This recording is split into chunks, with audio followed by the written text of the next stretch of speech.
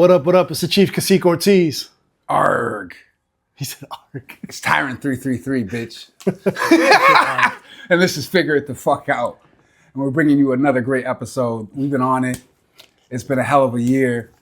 The grind is relentless. Yes, sir. We're getting to it. And we're sitting here on Halloween week, Halloween weekend, whatever the fuck you want to call it. You're going to see people in the background trick-or-treating, different weird costumes. I got the eye patch on today. Right. Nick Fury in full effect. Nick Fury in full effect. And this is what it is, man. So, and, you know, we're going to get it. Today we're talking about keeping our power in the music industry. Yeah. And specifically hip-hop. Specifically hip-hop. How we can keep our power. We've seen a lot of different activity in the music industry where I feel like we see a lot, and Kaseek definitely feels this, people coming into the industry, making a lot of money in the industry, getting a lot of influence. And then all of a sudden, when they hit this pinnacle, it's all of a sudden they don't want anything to do with hip hop. They don't want to associate it with it anymore. Yep. They come right into the house. They eat up all the food, get their furnitures, get everything all done up. Then they leave and be like, y'all ain't never did shit for me anyway. Fuck hip hop. Fuck hip hop. Fucking colonizers. And I think part of that, I've talked to Kaseek about this. I think part of that right now is there is a lot of targeting to hip hop right now. And we'll get into that on a later date. But there's people who, hip hop is the most influential music in the world right now. Yeah, has been. Everybody's taking the elements. We had the episode before where I talked about hip hop. Well, every other genre has been taking the elements, whether it be R&B, country. Now when you listen to country records, they have like 808 drums in it, and the kicks, like the snares are all up in it. Like, yeah, it's all very, they keep taking our ingredients and then they shit on the ingredients. And going back to the famous Kendrick Lamar, and Kaseek was saying this a lot, the colonizer statement. There's a lot of people who come into this and steal the influence and the culture. They put out their music, they gain an influence, they gain a buzz, and then they want to call themselves not a rapper all of a sudden. Yep. They're a singer, or they're a pop star, or they're a rock star. Right. Which, by the way, I don't know if this is the connotation or just the fact that black people have such an imprint on hip hop that people want to treat it like that. But when you really look at all the music, black people have a fingerprint on all the music that's ever been put out in history. Right. But hip hop is the one thing that we seem to not want to just hand over so easily. That's one we shouldn't hand over. And I think we need to gatekeep it a little bit more because we keep just allowing anybody to kind of come into this shit. And then they just disrespect the house. They come into the house and then they want to disrespect it. Like back in the day, you had to be stamped to come into hip hop. Yeah. You had to either have gained the right relationship, talk to the right DJ, or you just have built such a big fan base through your work, your guerrilla marketing, people sharing your music, stuff like that, getting radio spins, that you just were cemented as a legend. Now you see people trying to grab for viral moments. There's no development. There's no hours of grinding in the studio. They just see someone who got hot for a second and see, all right, see if we can make this person into a star. Right. I'm telling you, at this point in our time frame, a lot of us are able to have these little home studios, or they're able to have access to equipment where they can start wearing grills in their mouth, putting braids and cornrows in their hair, and then start calling themselves Iverson, and then disrespect hip hop by leaving and going to country, and then say like they're on drugs because of hip hop. I think we really need to start gatekeeping what's really ours, or being able to educate others, at least in a sense, to identify who's really coming in for and coming forward to help push the culture forward. You can kind of tell the difference that somebody that's kind of coming in, they don't give a fuck about the whole culture that we already, established, and they'll come in and just disrespect you. You can kind of tell now. I think we need to start educating the fans and the people that watch us naturally. And even the people that are deciding that they want to start doing music. You know, don't be that person that just coming in and then, you know, you want to wipe your feet into our house, but then you want to leave and be like, oh, my life is fucked up because of them, so I'm gonna start doing this. There's no accountability. No accountability. You know, and people that don't know who I was talking about in that what I was saying about having braids and grills, you know, that's the Post Malones. You know, Tommy Richmond just came out. Tony or Tommy, no disrespect to his name, but, you know, coming in, claiming or doing hip hop and then unprovoked be like, yeah, I'm not about that hip hop shit. I'm not a hip hop artist. Yeah. Just to get called out and then to back it up a little bit, you want to backpedal and talk about how, oh, you're not solely a hip hop artist and you're a singer. And then you could be a singer in your own right. You know what I'm saying? Like one of the best hip hop albums out there is Lauryn Hill's.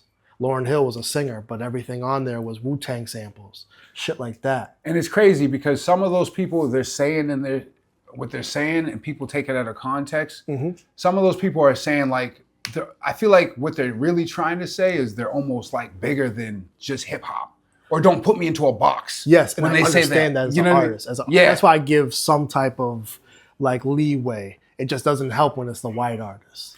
Oh, it definitely. I'm sorry, it just doesn't help when it's a white artist. It definitely doesn't. And you made, you know, it's more like the colonizing thing. Yes, you made millions off this, off the culture. Yep. The black people supporting you. Yep. This culture, this music that was built by black people supporting you, and then now all of a sudden you don't want to be, you don't want to be associated with that. Right. I'll use an example how Kendrick and shout out to Drake too, because I fuck with Drake, even though all that shit's going on. When Kendrick had said, "Hey Drake, you go to Atlanta when you need a hit, when you need some culture in you." Yeah. Post Malone also did the same thing, where it was like he was doing these records and it was fine. You could be a singer, you could be a rock star, but when he needed that hit, he was always going to the black people. He's going to the Kodaks. Actually, matter of fact, I think his last record was with Kodak, and that shit was a flop.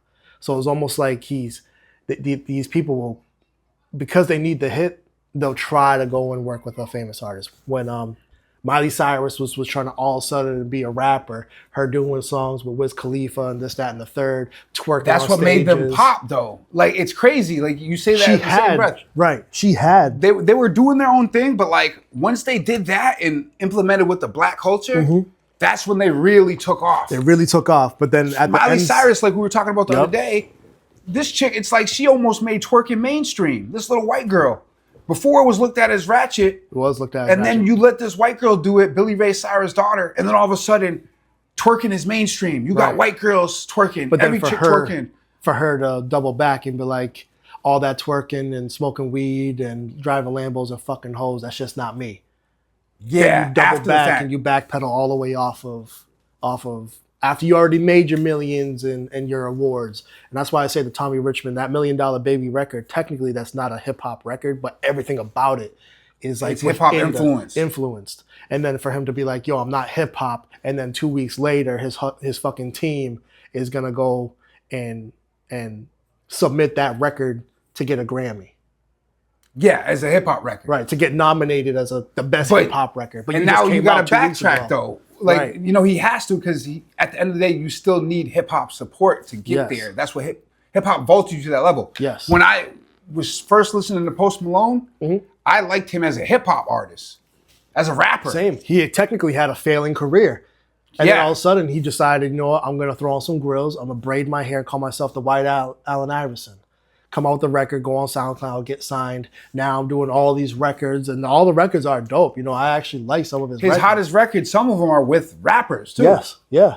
Like Congratulations with Quavo. But then, exactly. Congratulations. Well, didn't he do the record for the Fast and the Furious thing too? He's got a couple. He's got a lot of hit records with rappers. That whole Rockstar record, I really like that record. Listen, I'm not trying to hate on the music, and I definitely understand that artists shouldn't necessarily be boxed in, because if I feel like going into the studio tomorrow and doing country music because I felt like it, I'm just gonna do it. That doesn't mean I'm trying to call it. And that's the part I can resonate with. Yes, like, they don't want to be boxed in their artistic talent as a rapper. Yes, but let a black dude come out or a Hispanic dude come out. Yeah.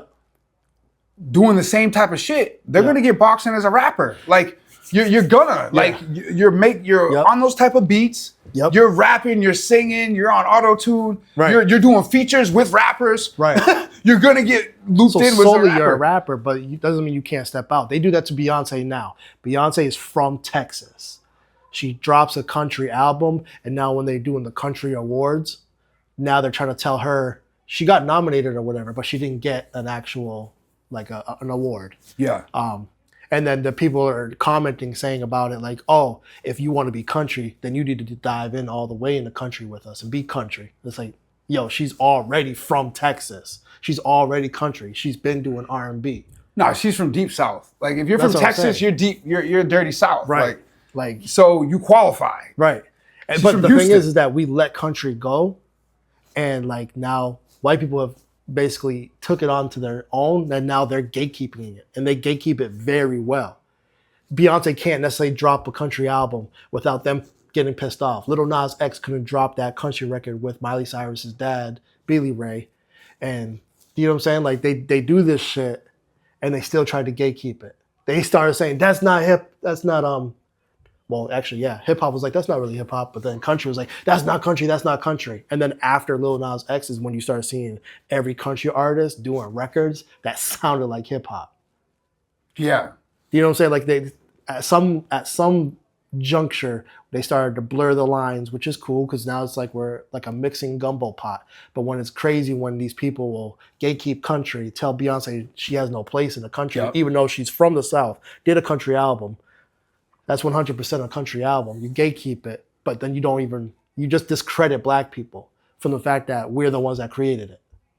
So that, I guess, goes back to the real point of the episode. Mm-hmm. You think we should treat hip hop the same, really?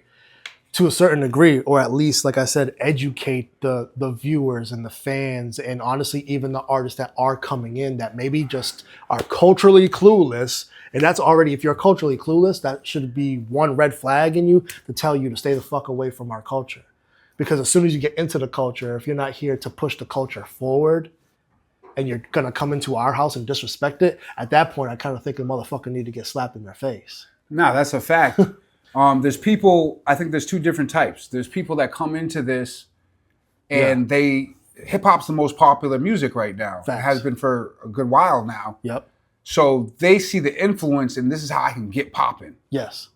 You know, it's a capitalist mentality and I can resonate with the capitalists and I can see that. I'm just gonna do this little shit for a little bit, get my traction, and I'm gonna flip the script. Then there's the other people who actually love this shit. Yes. And came in like they might be white, they might be something different than what we picture, but they actually love this shit and they're doing it because they have a passion for it and they, you know, it's either they want to get on the biggest stages or they want a lot of people to know about their music. Right. Those are the ones I can respect. I can respect the ones on the B side. Yeah.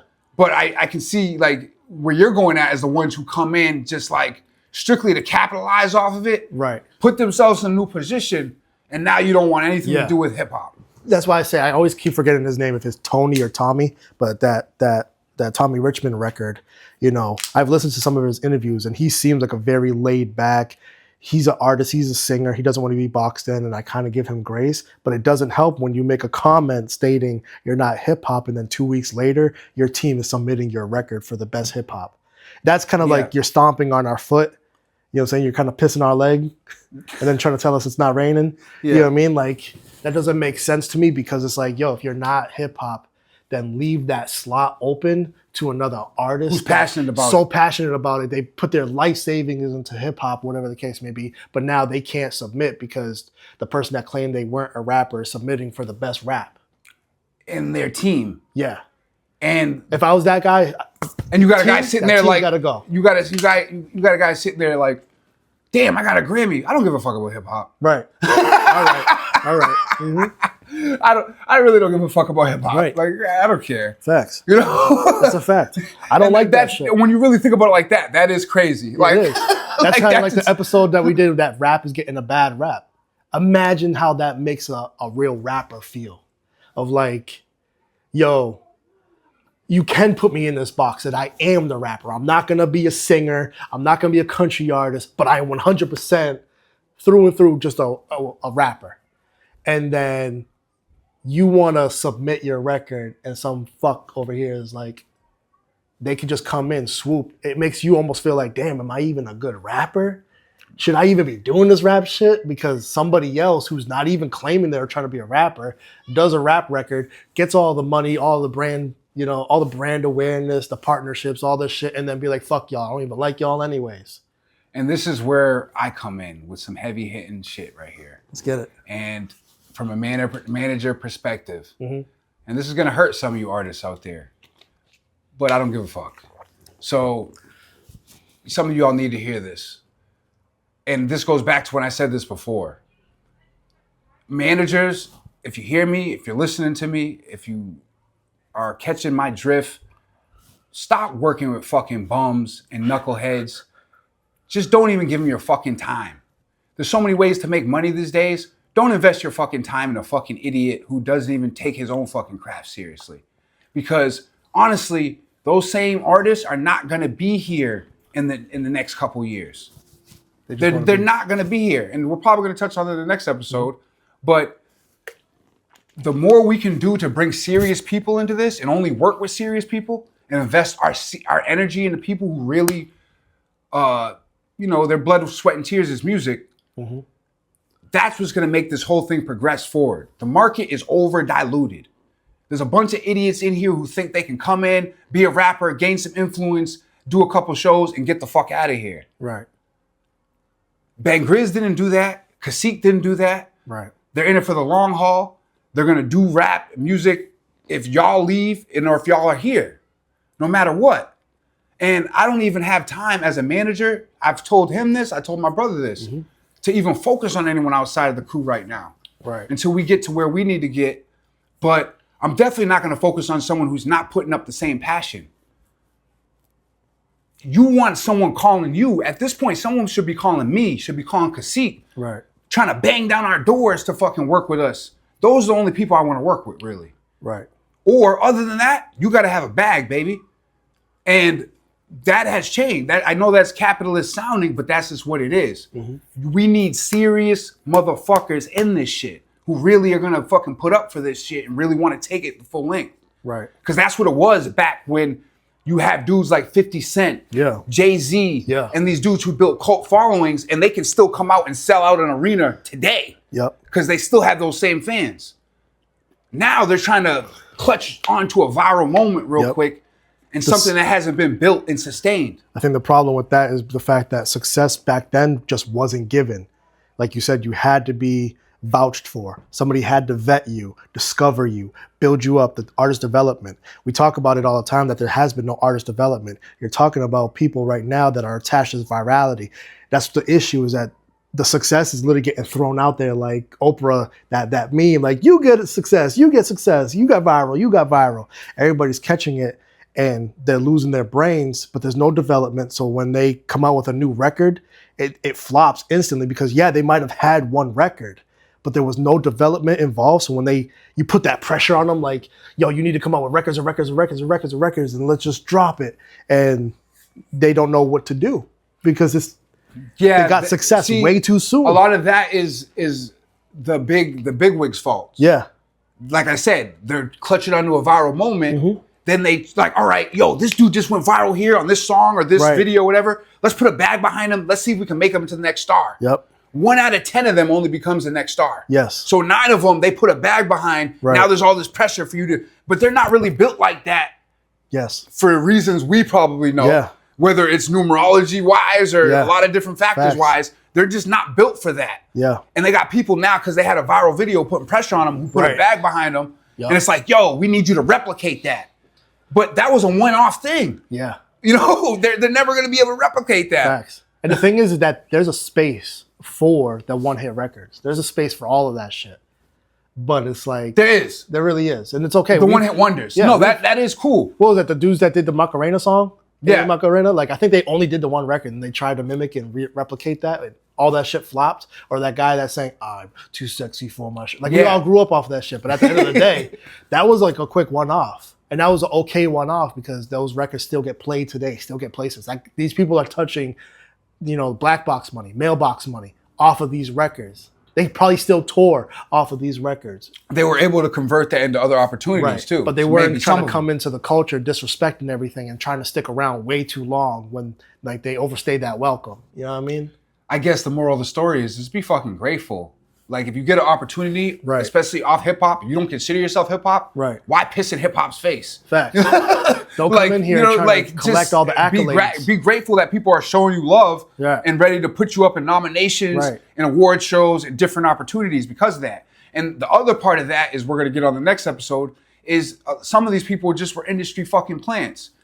Right. The label put some money behind them. Yep. They got famous. Now they're trying to sit here and be like, oh, I'm not hip hop because that was the whole plan anyway. That shit's okay, but that's why I'm saying that hip hop in itself as a culture, we need to start kind of going back to the gatekeeping of, you know, if you have a fucking studio, stop recording these white boys coming in here saying nigga all this and that, blah, and then like they don't goofy shit, exactly. They do that goofy shit, and it's like you just letting that shit pass. You're just as goofy as them niggas. Like that shit doesn't make sense, bro. The chick, even like, you know, there's a lot of this shit, and this shit probably will never stop. But the chick who comes in, fat ass, she's sexy, she wants to rap every couple months, right? But she wants to pay you a pussy for studio time. Right. Like, do you think she's gonna last? She might if she positions herself the right way. But like, is she really passionate about the music? Right.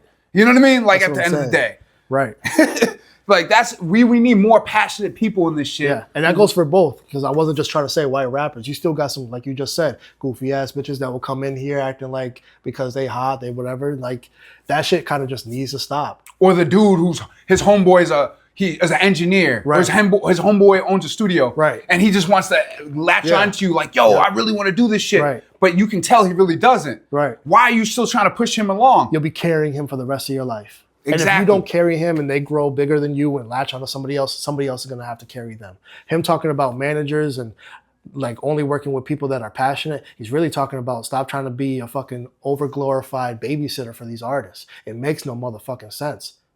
And that's also for the capitalist managers out here who like, yo, I can get a bag off this person if I just put them on. Right. If you really got it like that, then go for it. But 90% of them don't got it like that. Yeah. They're just trying to manage somebody who's just as lost as them, or doesn't have as much, like they have a less of a bag than them even. So like, what are you even managing? Like there's no assets to manage there. You know what I mean? So if you don't really see something in them and what they're doing with their music, what the fuck is the point? Right. Like, even to that, you know what I'm saying, that capitalist mindset, just understand like that shit is also karma as well. At least in my eyes, you know what I'm saying? In my eyes, I would look at that as like, you're kind of doing bad business and that shit's gonna catch up to you. And it's gonna catch up to you when you actually finally start doing good business with a serious artist. It all depends on how you do it. Yes, definitely. Like if you were a capitalist, but you really wanted to look out for the person and put, like, yo, I'm gonna capitalize off you, but I'm also gonna change your life. You made that clear and I'm gonna change your life. Like, what would you rather want? That's a different way to do it. Like they're doing it sketchy. Yeah. Finding any Joe Schmo off the street because they do that every day. But then you rape their records, and then now these people are going back to the hood. You're not changing lives, but then you use that money to try to get into a better position. Sure, you might get in that better position, but it's like it's how you got it. Kind of goes back to the conversation of how these goofies will be like, they'll hustle, they'll sell fentanyl to your sister, kill your whole family, but then finally use that money to get into hip hop, and then they'd be like, yo, I don't want to do marketing. It has to be all organic. I can't pay for views. I can't do this. I can't. It's like, bro, what? You just killed everybody out here. And now all of a sudden you're trying to be moral? Now you're fucking saying the fuck out of here with that bullshit. You know what I'm saying? That's also vulturish in its own self. Whether half of that is excuses too. Like they just, like we said, that other conversation, they don't want to challenge themselves to look like they're trying hard. Right. You know, or look like they're trying to blow. Yeah. Hip hop is like, why do we do that to ourselves? In hip hop, we want to make it look like I'm too cool for school. You know what I'm saying? I just have all the success. All the bitches just want me because they want me. Yeah, they don't want to look like they spent on marketing, paid a marketing team. Right. And they really like were invested in their career for some reason. Right. You know, so like I'm out here looking like I'm trying. I'm also going to be trying. Best believe I'm going to be spending all my last dollars on marketing and trying to get the fuck up out of whatever situation. Until he gets exactly what he wants to get. Right. That's how it should go. Y'all might be looking at me like, yo, he's got it all figured out. And like, I'm like, no, I need to make a podcast called Figure It the Fuck Out because I'm still trying to figure it the fuck out. And that's exactly what we're doing. But be mindful of your relationships. Bring the right people into your crews. Take this shit seriously. Only do it if you love it. And watch how the trends go. But we gave you some gems, baby. And this is Figure It the Fuck Out. Yes, sir.